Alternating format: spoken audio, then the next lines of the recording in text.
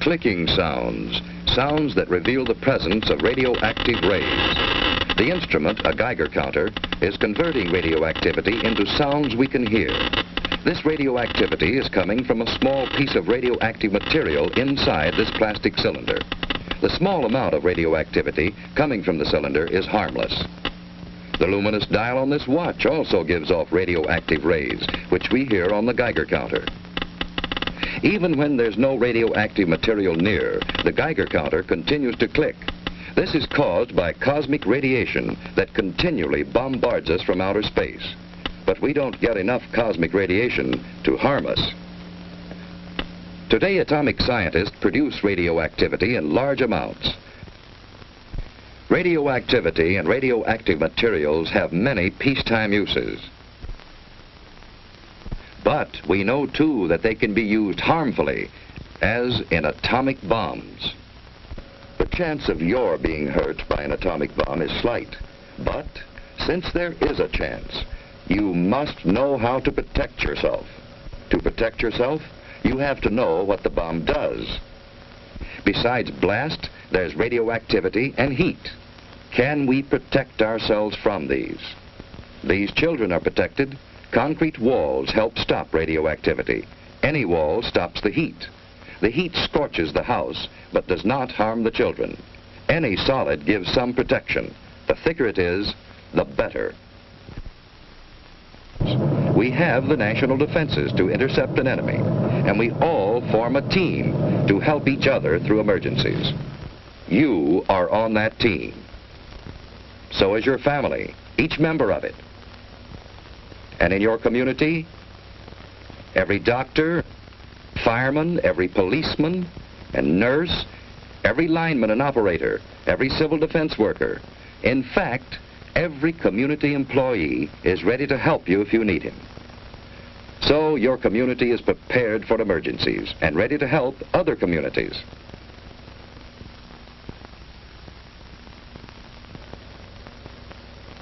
We have state and national headquarters for civil defense.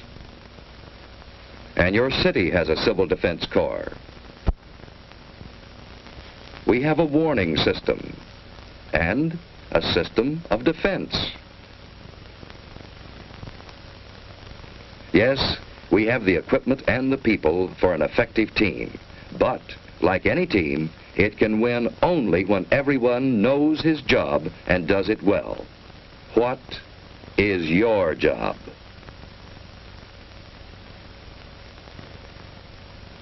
What if a warning siren sounds? What should you do? Look for cover, the nearest cover. Don't try to make it home unless home is the nearest place to go. Don't hesitate. Find cover.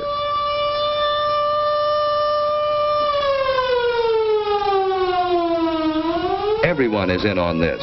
Strangers will understand. Finding shelter quickly may save your life.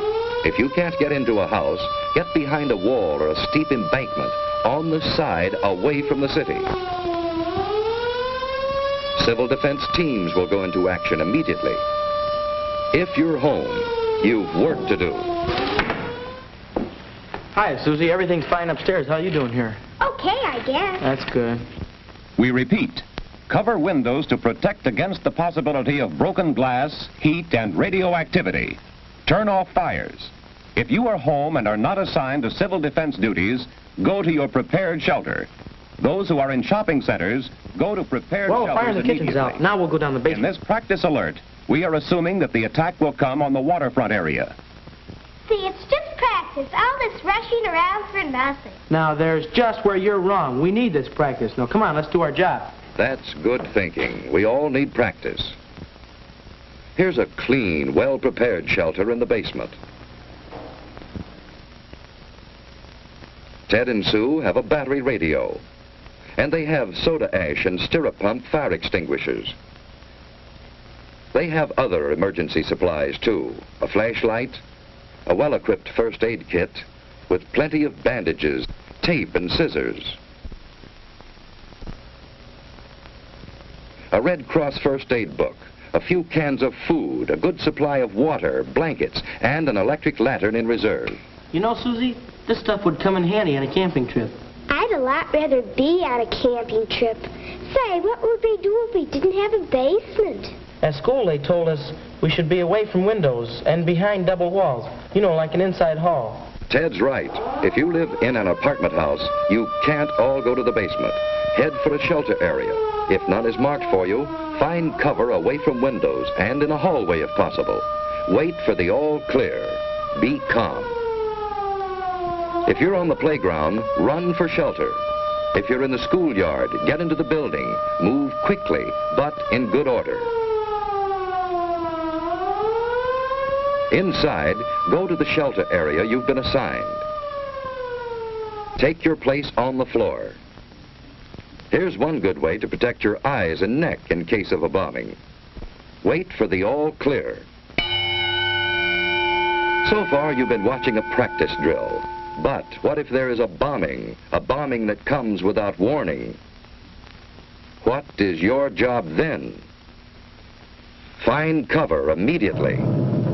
Don't look at the flash. Stretch out. In about 1 minute, the immediate danger is past. Then head for safer cover. Another bomb may fall. Get indoors if you can. Shed your outer garments. They may have radioactive particles on them. If you're home, take shelter and stay down for about 1 minute. By then, the danger from radioactivity, heat, and blast have passed. Protect your eyes and neck. Let's get things shut up. Sue found shelter under her bed.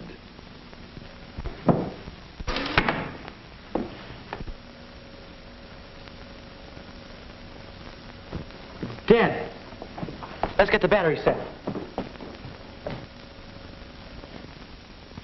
When the house current is off, that battery radio is essential. Keep tuned in.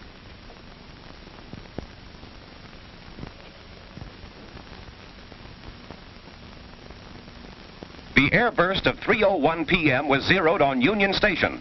Heavy damage extends from about 14th Street north to as far south as the waterfront. You know, we're lucky. That blast was miles Stay from there. undercover unless you have civil defense to... I've just been handed a bulletin. There's been an underwater burst at the waterfront. Water thrown up by the bomb is falling as mist and rain, and it is radioactive. Avoid radioactive mist and What rain. does he mean which by the wind is blowing south from the river. radioactive mist? All According to what Dad said, the radioactivity gets into the mist and rain. And if the mist or rain gets on you, it's apt to make you very sick. What would you do about it?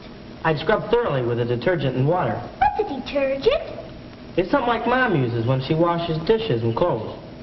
Don't drink tap water. It may be contaminated. Ted and Sue are waiting for the all clear.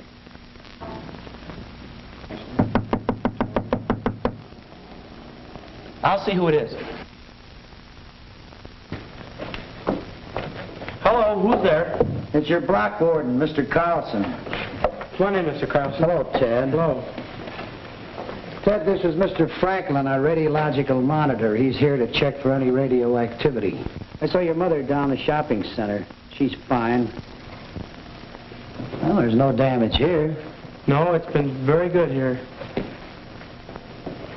Hello, Sue. Say, have you seen my dad lately? He's down at headquarters, and boy, he's really busy. Yeah? Well, there's no radioactivity here. Say, Mr. Franklin, is that a pen on your coat there? Oh, no, that's a dosimeter. A dosimeter? Well, what's a dosimeter?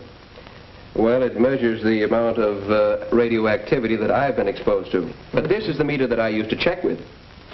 Say, Mr. Carlson, is there anything I can do outside to help? No, Ted, everything is under control. You just stay here till the all-clear signal is given. You've done a good job. Thank you, Mr. Carlson. Bye, Sue. Bye. A good job. That's what everyone must do to be safe. Doing a good job means simply following the rules in an alert or an attack and waiting until all is clear again. In this early and troubled stage of the atomic age, our very lives may depend on always being alert.